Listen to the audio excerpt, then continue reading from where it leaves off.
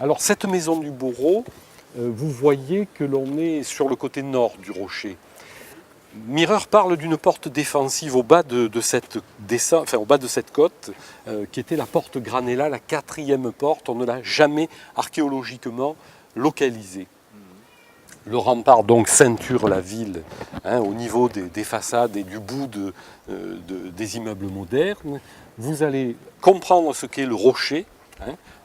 Et donc cette maison du bourreau, on stockait la guillotine dans la tour de l'horloge, de temps en temps elle rouillait, enfin bon, ça n'allait pas. Le bourreau était donc sur place.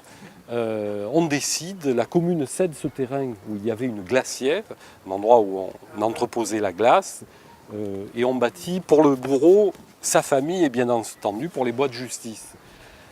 Elle va servir peu de temps, mais ici même, sous nos pieds, sur cette petite avancée, la guillotine sortait du côté gauche de la maison, sur la place, et l'exécution avait lieu là. On a exécuté environ 100 personnes ici. C'est-à-dire il y a 100 têtes qui sont tombées, là, sur cette esplanade.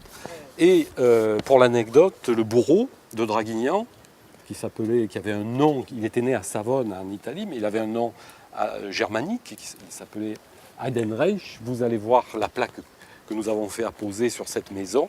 Eh bien, il va finir, entre guillemets, comme bourreau national. C'est-à-dire qu'il y a eu une grande réforme au niveau de la justice.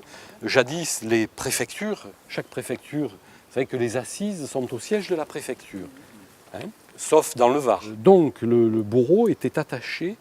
Alors ça faisait un paquet de bourreaux. Ils ont décidé de faire des économies. Donc il y a eu un bourreau national. Et c'est notre bourreau préféré qui a fini. Une très belle promotion. Surtout que, paraît-il, c'était quelqu'un d'extrêmement costaud, sympathique, jovial, qui aimait la bonne chair, etc. Et qui un jour, invitant un journaliste, lui raconte la dernière exécution avec beaucoup de panache. Et il l'invite à dîner. Et qu'est-ce qui lui sert à dîner? De la cervelle.